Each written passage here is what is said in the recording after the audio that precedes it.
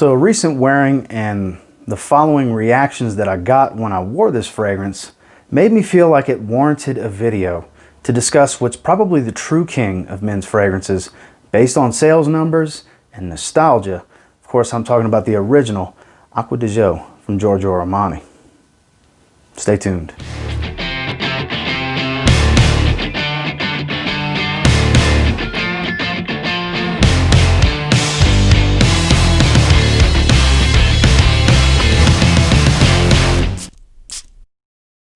So the reason I decided to go ahead and review this one, because I mean, it's been around since I was a young man, for sure, since I was a kid.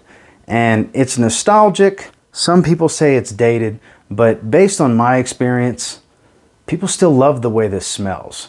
So with this one, it's been released a long time ago. It's the epitome of citrus aromatics. It kind of put us down the path of where we are today with fresh, aquatic, versatile blue fragrances that are prone to gaining compliments, have that mass appeal, if you will. This is the originator of that style. And this is one of those summer fragrances, super fresh citrus aromatics that people will even wear in the winter. This is a signature scent for a lot of people because based on my experience, friends of mine over the years, that I have a childhood best friend that this is still his go-to fragrance because of reactions he got from women years and years ago when we used to jump in the bars all the time. It's just what it is. What's going to happen with this one in the opening is it's very, very fresh. There is a fresh, spicy quality to this one, but it's very citrus dominant, very watery and aquatic. Like I said, it's a citrus aromatic at its finest, very synthetic. Nothing natural about this, but at least it's quality synthetics because it doesn't come off like a mess, obviously. The trail in this one is where it really shines. This one will really grab attention from those around you. The downside is you have to do your research if you're going to want to wear this one because your significant other, this may remind them of an ex from a bad breakup, may remind them of their father or their uncle. So tread lightly when wanting to wear Acqua di Gio these days.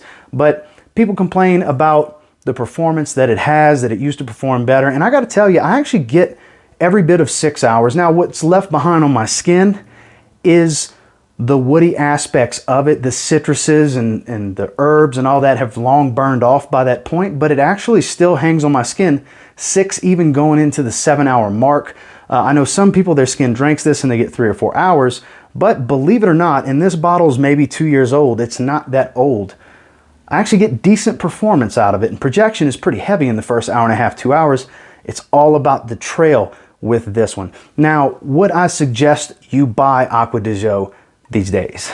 Not necessarily. For nostalgia's sake, from a collector standpoint, or if it's just something you haven't had in a long time and boy, you smelled it recently and you'd sure like to have a bottle again. That's the only way I would suggest purchasing this because in my opinion, every flanker in the line is better these days. This is, I'm not going to call it played out because it still has its uses. I still like to wear it. Hell, I wore it the other night out the shower and my mom and my wife, both when I walked in the living room, said, "Ooh, what are you wearing? That smells great. Let me smell you." This pulled that type of attention quickly, quick, fast, and in a hurry. And most of my fragrances don't do that. Some do.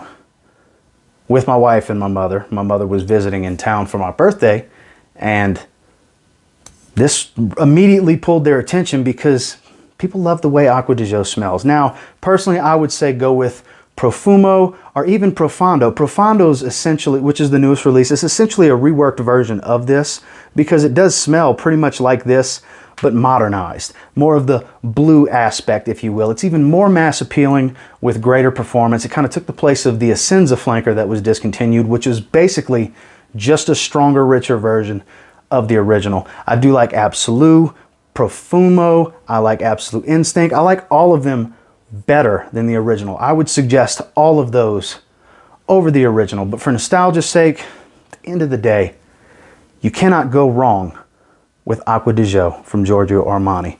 Nostalgia at its finest, and people want to call Creed Aventus the king, and I get it, its popularity's up there, so is Dior Sauvage and Bleu de Chanel.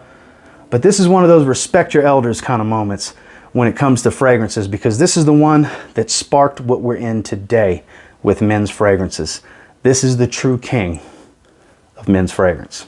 Well guys, that was just my quick thoughts and feelings on the original Acqua di Gio. Some people say Acqua di Gio, Acqua di Gio, Aqua. There's so many ways to say it. I say Acqua di Gio, but it's Giorgio Armani's most popular fragrance. It's the most popular designer fragrance for sure, and it's for good reason. I think it still holds up today, but there are definitely better options out there. But like I said, for nostalgia's sake, yeah, it's kind of worth owning.